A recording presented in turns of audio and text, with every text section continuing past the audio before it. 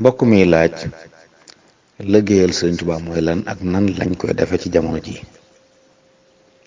liggéeyal sëriñ bi de mooy jàppale ko ci ab toolam. tool bi nag bi sëriñ bi am mooy toolu lislaam ak ñooñ lislaam ñëw nekk jëwriñ yonent bi sallallahu alayhi wa sallam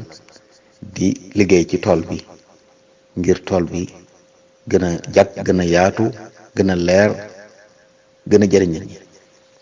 kon fexe ba diine ji nit ñi xam ko dund ko tasaare ko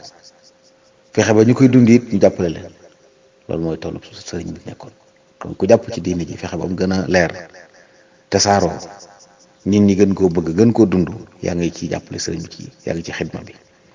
waaye jaam yàlla yi nga xam ne it ñooy dund loolu lu lay mën a taxawoo ci sa man-man muy xam-xam muy am-am muy man-man it yaa ngi ci xidma boobu